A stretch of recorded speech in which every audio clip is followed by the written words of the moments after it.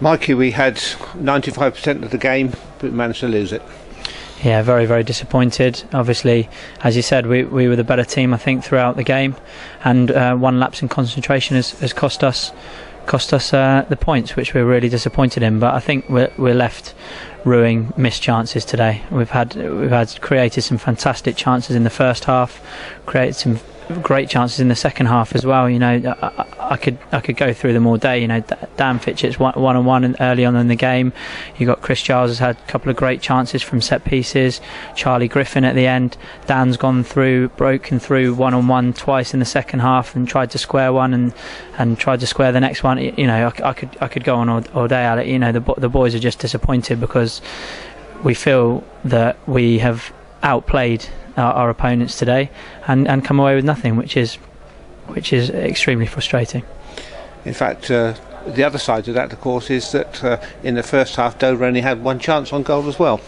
Yeah, like I said, I mean, we limited them to minimal chances. We created chances of our own throughout the game. I thought we were on top throughout the game. We seemed in control of the game. I can't think of another good chance that they had. You know, we've got also Abs' free kick at the end has just gone past the top corner. So on another day, that game's dead and buried before half time. And you know, their manager came up to us at the end and said, you know, we didn't deserve that. You deserve more out of the game. There's no consolation there, is it? As long as we both have, you get that feeling though, don't you, when those chances don't go in early, that there's going to be a breakaway or something, and the worst can happen.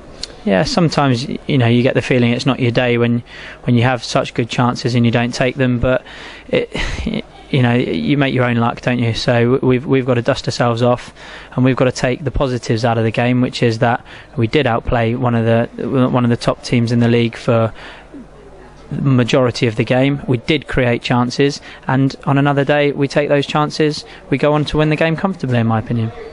We've already had some reaction at BBC Wiltshire about the substitutions and the tactics. Some people saying they can't understand the substitutions, and others saying they can't understand the tactics. What would you say to those people? Everyone's entitled to their opinion, aren't they? I mean, we always make tactical decisions and substitutions that we think are going to benefit the team, of course, and I don't think that the tactical decisions or substitutions were any reason for our downfall today. I think the reason was we switched off from a corner for a short corner. Ben Addlesbury's closed the ball down, and as the boys are well drilled into them every day in training, they know that if one person goes out, then a second man must come, and that second man didn't come for whatever reason because they've switched off. So therefore we've conceded a goal, but through switching off, not through any tactical decision or substitution, in my opinion. What is disappointing is we ended up with so many attacking players on the pitch in the last 5-10 minutes when you had expected us to really go for it. We didn't actually hurt the keeper. Yeah, well, I mean, I'm not sure. We didn't hurt the keeper, but again, we still created chances, Alec. I think we had, in the last 5 minutes, Abs' free kick on the edge of the box, which has gone just past the top corner, and Charlie Griffin's one-on-one, on the turn, in the box on his own, and he takes a snapshot where probably 99 times out of 100 he brings it down and slots it in the bottom corner, because that's what Charlie Griffin's all about. So, yeah, just as you can probably tell by my tone, we're infuriated. But it's important that we don't let a result like that take our confidence away from the positives of the game, which was that we did outplay them, we did create chances, and we've got a platform to go on and these next two important home games to go on and win them. Well, you said it yourself, 2 home games against Staines next Saturday. They've put on a little spurt. I don't know how they did today, but all of a sudden they're getting to that stage of the season where teams are down the bottom sometimes have a run. Now, does that worry you? No, I think as always we would take every game as it comes, one game after another. Yeah, Staines have put together a bit of a run, but in this league anyone can beat anyone on their day. I think that's been evident throughout the season. Some of the results that have been turned up have obviously been, people say, oh, it's a strange result, but I think anyone in this league is capable of beating anyone. It's all much for muchness, and we just need to, quite simply, we just need to start being more clinical and taking our chances. And I think when we do that, then we'll win more games than we lose from now to the end of the season. Any Salisbury supporter will be very disappointed today, and especially in view of that, thank you very much for coming out and talking about it, Mike. No problem, Alec. Thank you. Thank you.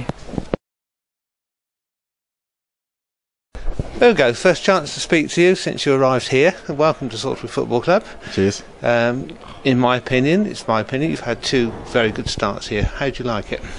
I think it's great being back in full-time football. I'm just glad that the manager gave me a chance to obviously express myself, and I'm really enjoying it. I think the first impression was sometimes a little bit unorthodox. Would you go along with that? Yeah, in a sense, but I just think what we practice during training is what we do in the pitch anyway, so it's coming along bit by bit. You look very solid, I've got to say, at the fullback. Yeah, that's where I've played all my career, so I just tend to help my backline. I thought we really done well today, so it's not all credit to me, but all credit to the boys. And you have played central defence as well, haven't you? Yes, I have. For Portsmouth, I used to play centre half as well, so I'm just a bit of a versatile player, either right or centre back. I'll do a good job. So you started your career at Portsmouth. At what level did you get to with them?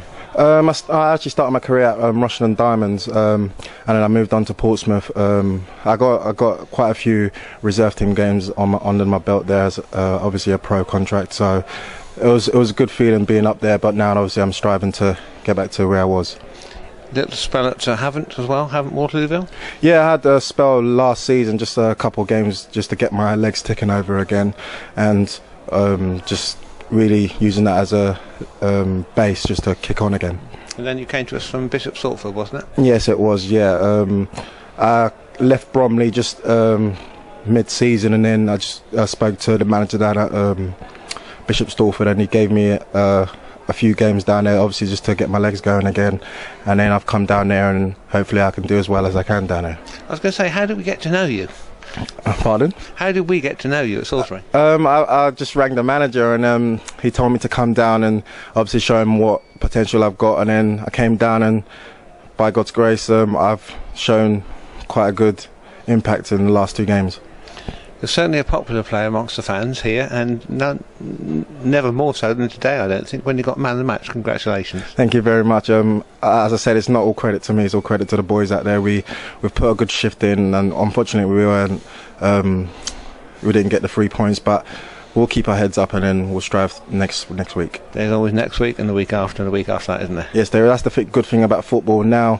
Next week's it's a new game, it's a clean slate, but obviously we've got to learn from today and just take our chances when it comes. They were a strong side, Dover, today, and they've still got pretensions as a playoff place, so after having dominated the game for most of the game, it was disappointing not to get anything.